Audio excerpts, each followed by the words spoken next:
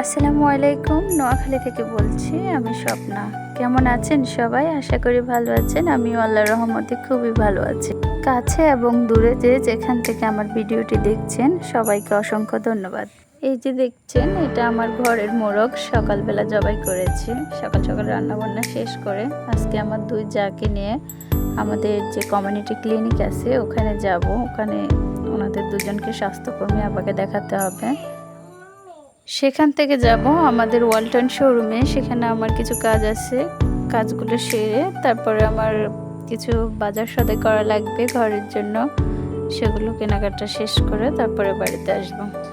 আজকে আপনাদের সাথে কিছু কথা শেয়ার করব, যেটা হচ্ছে প্রবাসীদেরকে নিয়ে, যেটা আমার নিজের লাইফ থেকে এক্সপিরিয়েন্স করা। আমরা সবাই মুখে অনেকেই বলি ফুটাই রেমিটেন্স যোদ্ধা, আমাদের দেশের জন্য অনেক বড় অবদান রাখতেছে। আসলে দিন শেষে কি আমরা কেউ মনে রাখতেছি ওদের অবদানের কথা? না রাষ্ট্র, না সমাজ, না তাদের পরিবার, কেউই না। তারা যে প্রবাসে থেকে অক্লান্ত পরিশ্রম করে যে অর্থগুলো আমাদের দেশে পাঠাচ্ছে, সেটা আমরা মানি বা না মানি, আমাদের দেশে বড় এক অবদান রাখছে তারা। এবার হচ্ছে তাদের পরিবার। তাদের পরিবারে তারা যে অর্থগুলো পাঠাচ্ছে, সে অর্থের কিন্তু একটা বেলা ভাতও তারা খেতে পারছে না।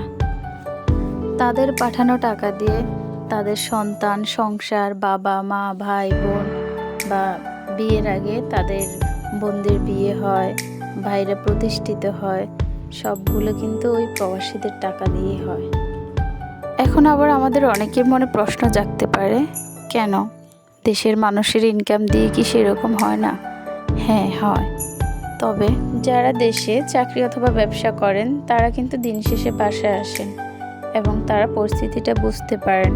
তারা কিন্তু তাদের প্রিয়জনদের চোখের সামনে পরিবর্তন হওয়াটা কিন্তু তারা দেখতে পারেন।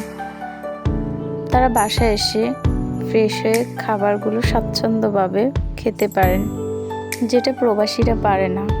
তারা সেই 13-14 ঘন্টা ডিউটি করার পর বাসায় এসে আবার রান্না বান্না কাজ করে নিজের আহার জোগাড় হয়।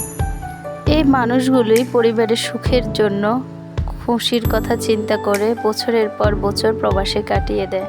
তারা কিন্তু তাদের কাছের মানুষদের বিয়ে বা অন্য কোনো অনুষ্ঠানে সুখগুলো ভাগ করে নিতে পারে না, যেটা ওদের পাঠানো টাকা দিয়ে পরিবারের অন্যান্য মানুষরা ঠিকই করে নিতে পারে।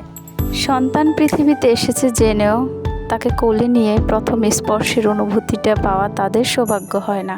প্রিয়জনের বিচ্ছেদের কথা জেনেও তাদের শেষ জানাজায় শরীক হতে পারে না। এর থেকে বড় কষ্ট আর যন্ত্রণাদায়ক কী হতে পারে বলেন তো? অথচ সেই মানুষটাই যখন বিপদে পড়ে বা বিপদে পড়ে দেশে আসে, তখন পরিবারের মানুষরা বলে, তুমি কি করেছো আমাদের জন্য? সেই আদরের ছোট্ট বোনটাও অস্বীকার করতে দ্বিধাবোধ করে না, যে বোনটার বিয়ে দেওয়ার পর ঋণের টেনশনে ভাইটি 2 চোখের পাতা এক করতে পারেনি। সে ভাইটাও দ্বিধাবোধ করে না বলতে তুমি কি করেছো, অথচ সেই ভাইটার পরীক্ষার ফিস জোগাতে তার কত কষ্ট হয়েছে। যারা এই পরিস্থিতির শিকার হয়েছে তারাই জানে বাকিটা জীবন বুকের মধ্যে সে কষ্টগুলোকে চাপা দিয়ে ধীরে ধীরে অসুস্থতার দিকে চলে যায়। আমাদের সমাজে অনেক বাবা মা আছেন যারা একটা সন্তানের রক্ত ফানি করা টাকা দিয়ে নিজের নামে জায়গা কিনেন, এরপরে তার পরবর্তী সন্তানেরাও মালিক হয়। এটা কি আপনারা ঠিক করছেন? আবার অনেক বাবা মারা বলেন, বাবা টাকা তো সব শেষ করে ফেলেছি তোমার ভাই বোনদেরকে মানুষ করতে গিয়ে, তোমার জন্য দোয়া রইল, তোমাকে দোয়া করে দিয়েছি। এটাও কি ঠিক হয়েছে? সকল প্রবাসীদের উদ্দেশ্যে একটা কথাই বলতেছি, আপনার টাকা আপনার কাছেই রাখুন, আপনার অ্যাকাউন্টে রাখুন। বাবা মা স্ত্রী কাউকে এত বেশি বিশ্বাস করার প্রয়োজন নেই। যার যেখানে যতটুকু প্রয়োজন তাকে ততটুকুই দিন। আপনার হিসাব আপনার কাছেই রাখুন। ভিডিও দেখতে দেখতে আমরা শেষ পর্যায়ে চলে এসেছি।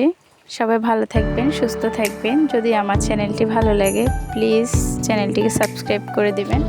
আপনার সুন্দর মনের কোনো কথা থাকলে সেটা কমেন্ট বক্সে জানিয়ে দিতে পারেন। এতক্ষণ ধরে ভিডিওটি ধৈর্য ধরে দেখার জন্য আপনাকে অসংখ্য ধন্যবাদ। আসসালামু আলাইকুম।